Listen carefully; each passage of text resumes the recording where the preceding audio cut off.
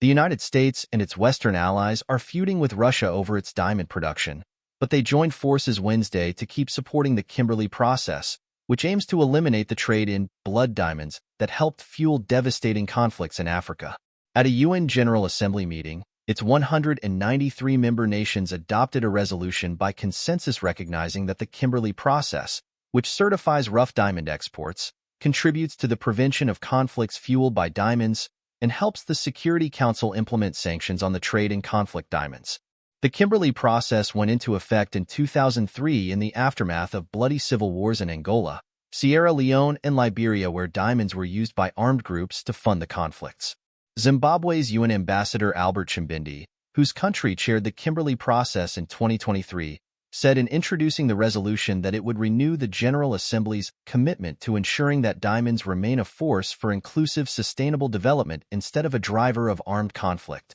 It was true in 2003 and remains true now, he said, that profits from the diamond trade can fuel conflicts, finance rebel movements aimed at undermining or overthrowing governments, and lead to the proliferation of illegal weapons. The European Union's Clayton Curran told the Assembly after the vote that the Kimberley process is facing unprecedented challenges and condemned the aggression of one Kimberley process participant against another, Russia's invasion of Ukraine in February 2022. For the first time in its history, last November's plenary meeting of Kimberley process participants failed to produce a consensus communiqué because of serious differences between Russia and the West. The key reason was a Ukrainian request, supported by the United States, Britain, and others, to examine whether Russia's diamond production is funding its war against Kiev and the implications for the Kimberley process, which Russia and several allies strongly opposed. Russia refused to support a communiqué that acknowledged Ukraine's request.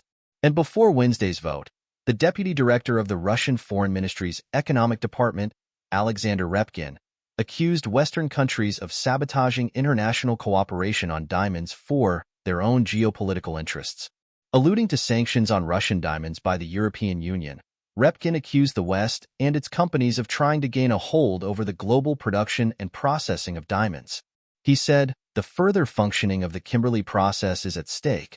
but Russia will do everything it can to support its work. He noted that the plenary communiqué has served as the foundation for the General Assembly resolution on the role of conflict diamonds in fueling conflict, but without one the resolution approved Wednesday is largely technical in nature. The EU's current urged reform of the process to broaden the definition of conflict diamonds to capture the evolving nature of conflicts and the realities on the ground. He said the EU will also try again this year to discuss the issue of the negative impact of the illegal trade in diamonds on the environment. Britain expressed regret at the failure to discuss the link between Russia's rough diamond revenue and their invasion of Ukraine, and reiterated the need for a discussion to ensure that the Kimberley process deals with issues related to delinking diamonds from conflict. United Arab Emirates Deputy Ambassador Mohammed Abu Shahab said it's more important than ever to strengthen the Kimberley process, which his country is chairing this year. The UAE has identified 3 ways to establish a permanent secretariat, which was approved at the end of March in Botswana's capital,